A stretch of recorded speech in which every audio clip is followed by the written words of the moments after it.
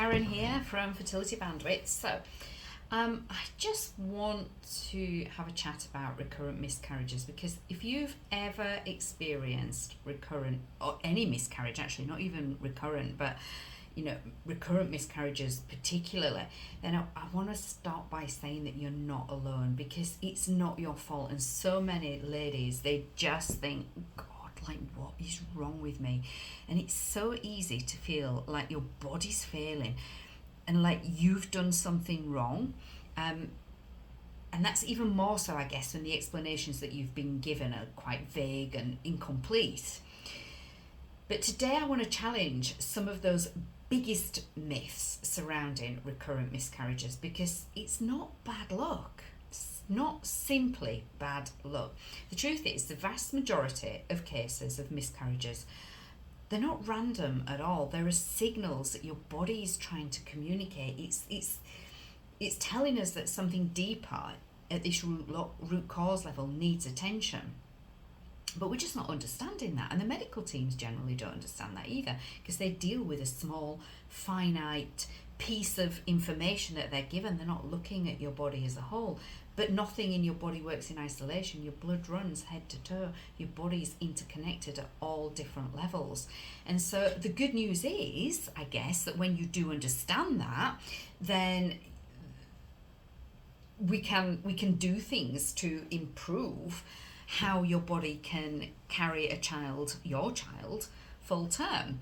And so it's just about understanding those signals and then finding the opportunities for transformation, so that it makes all the difference to your ability to be able to have your family. So this whole bad luck myth drives me absolutely insane, if I'm honest with you, because like literally every lady that I've spoken to who deals with this has been told the same things, like things just happen or there's no explanation. But let's be honest, those answers are not helpful, are they? They, if anything, add an extra layer of stress onto everything that you're dealing with anyway, and they don't empower you to move forward in any way. But the reality is, there are often very real, identifiable reasons behind recurrent miscarriages. So things like inflammation, hormonal imbalances, blood flow issues, they all play a significant role. And the frustrating part is that they're just missed by standard fertility treatments, fertility care, because it's looking at this small part of what's going on in your body. So if your body is trying to tell us different things, let's just break that down and have a look at what it might be telling us. So inflammation, if you've got chronic inflammation in the body, that can disrupt implantation in your early pregnancy.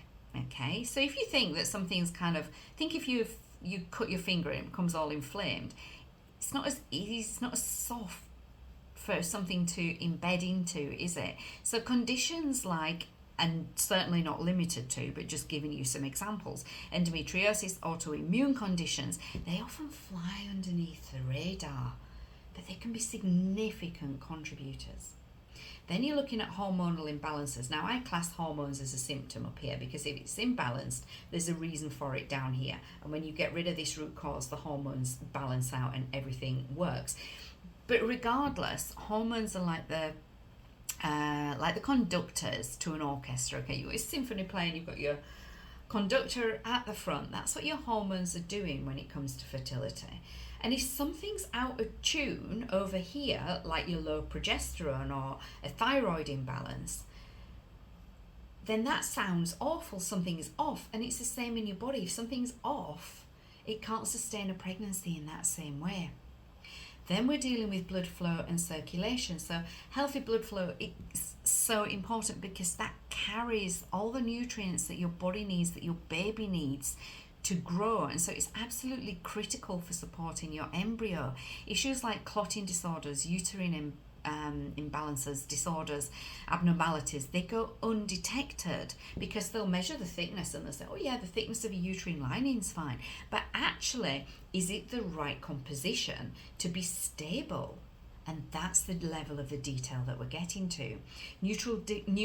nutritional deficiencies, they also make a difference.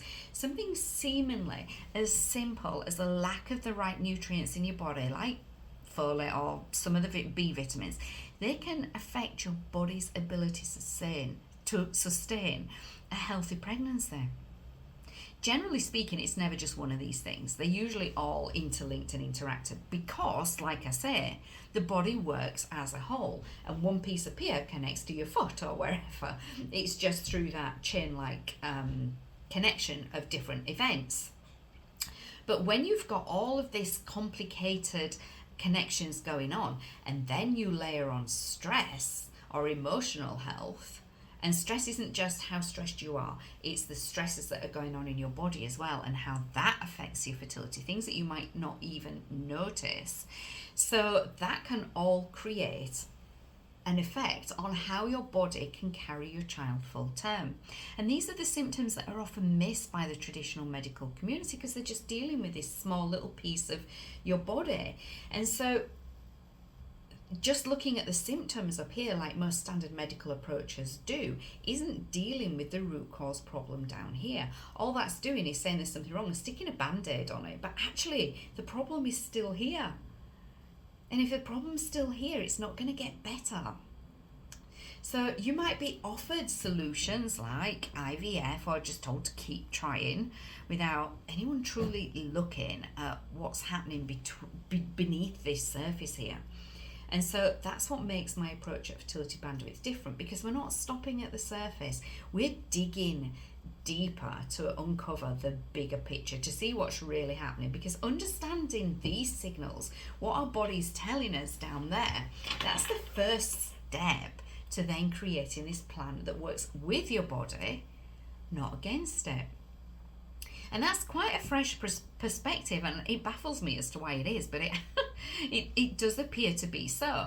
So, I mean, what if I said to you that instead of feeling like your body was failing you, you could see these signals as your body asking for support?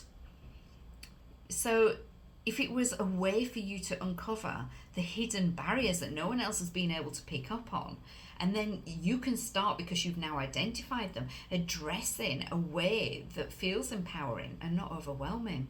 Because that's exactly what we do within Fertility Bandwidth, by looking at things like your hormones, for sure, because they're a communication for us, looking at your inflammation levels, looking at your emotional health, your daily routines, what's coming in and out of your body. Then we create a plan that's tailored to you, because your story and your body are entirely unique.